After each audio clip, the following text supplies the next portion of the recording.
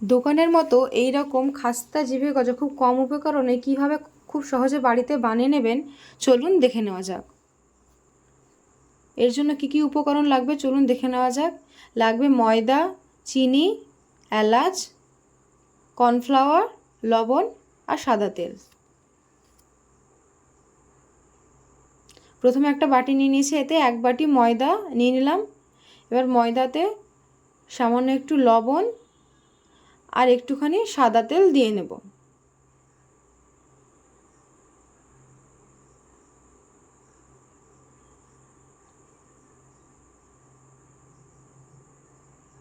এবার ময়দাটা খুব আস্তে আস্তে ভালো করে হাত দিয়ে মেখে নেব।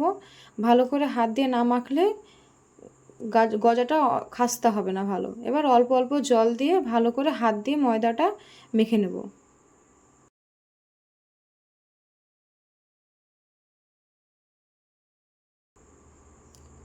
ব্যাস অল্প অল্প জল দিয়ে, না শক্ত না নরম, এরম করে ময়দার ডোটা মেখে রেখে দিলাম এবং ওপরে একটুখানি সাদা তেল দিয়ে রেখে দিলাম।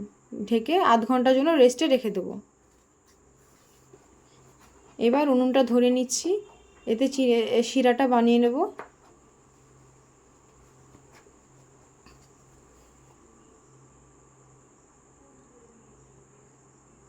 শিরাটা বানিয়ে নেওয়ার জন্য আমি এখানে 2 বাটি জল ব্যবহার করছি। এখানে যতটা জল ততটাই চিনি ব্যবহার করতে হবে। আমি এখানে 2 বাটি জল দিয়েছি, তাই 2 বাটি চিনি ব্যবহার করলাম। দিয়ে এবার আস্তে আস্তে নাড়তে থাকবো। আর এখানে 2টো এলাচ ফাটিয়ে দিয়ে দেবো আর একটুখানি লেবু দিয়ে দেবো।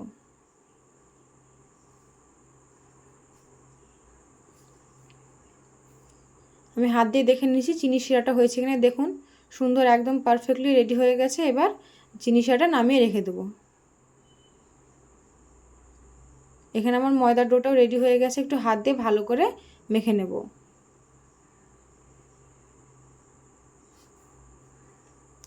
এভাবে ময়দার ডো থেকে আমি একটা একটা করে লেচি কেটে নিচ্ছি। এভাবে আমি মোট 5টা লেচি কেটে নিয়েছি।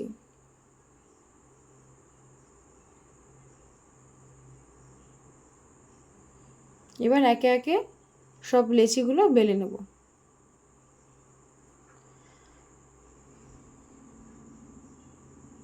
ময়দার মধ্যে খুব ভালোভাবে মাখিয়ে নিয়ে একটা একটা করে বেলে নেব।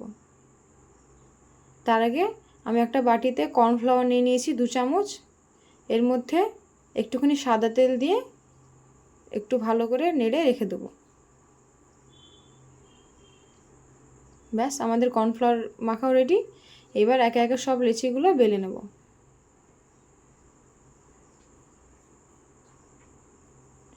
ব্যাস আমার রুটিগুলো সব বেলা রেডি হয়ে গেছে। এবার একে একে একটা করে রুটি রাখবো আর তার উপরে ওই কর্নফ্লাওয়ারগুলো সাদা তেল যেটা ছিল ওইটা এর উপর দিয়ে দেবো ভালোভাবে, যাতে প্রত্যেকটা লেয়ার খুব ভালোভাবে আলাদা আলাদা হয়েই থাকে। এইভাবে একটার উপর একটা রুটি রেখে সুন্দরভাবে কর্নফ্লাওয়ারগুলো তেল দিয়ে নেব। আবার একটা রুটি রেখে দেবো।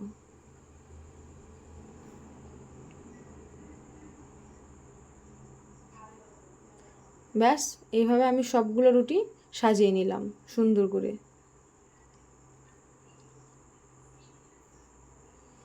এবার আমি যেইভাবে দেখাচ্ছি এইভাবে রুটিগুলোকে গোল গোল পাক খাইয়ে নিতে হবে,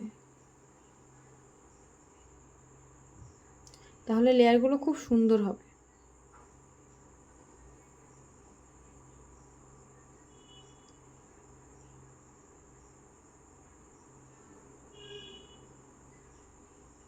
এবার একটা ছুরির সাহায্যে এইভাবে ছোট ছোট করে কেটে নেব খাজাগুলোকে।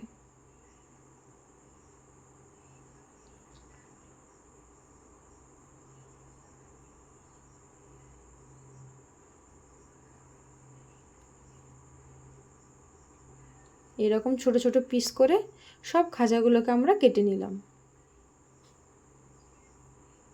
দেখুন এখনই কত সুন্দর লেয়ারগুলো একদম বোঝা যাচ্ছে। ব্যাস এরকম এক একটা লেচি নিয়ে খাজাগুলো নিয়ে আমরা একটু হাত দিয়ে চেপে দিয়ে সামান্য একটু বেলে নেব। ব্যাস তাহলে আমাদের রেডি।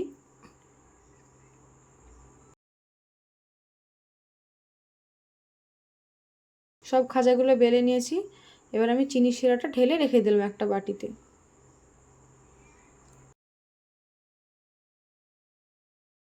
এবার উনুনে আবার কড়াইটা বসিয়ে দিলাম, দিয়ে এতে সাদা তেল দিয়ে দেবো।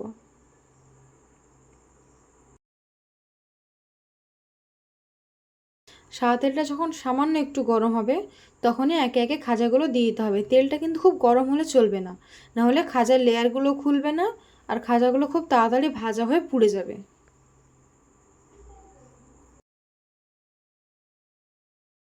দেখুন কত সুন্দর লেয়ারগুলো একদম পারফেক্টলি খুলে গেছে।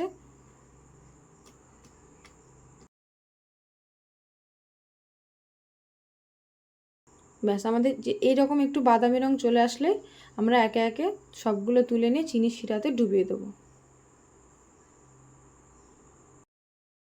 চিনির শিরাতে 10 মিনিট ডুবিয়ে রেখে সব খাজাগুলোকে এরকম তুলে নেব।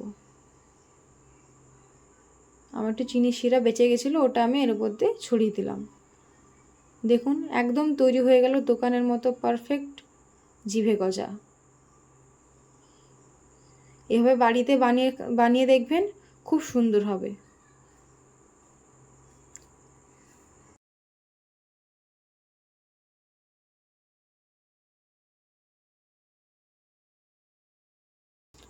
আমি একটা হাতে নিয়ে ভেঙে দেখাচ্ছি, কত সুন্দর পারফেক্ট, বাইরেটা মুচমুচে আর ভেতরটা একদম রসালো হয়েছে। দেখুন লেয়ারগুলো একদম আলাদা আলাদা সব বোঝা যাচ্ছে, ভিতরটা অত্যন্ত রসালো হয়েছে আর শিরাটাও ভেতর অবধি ভালোভাবে চলে গেছে।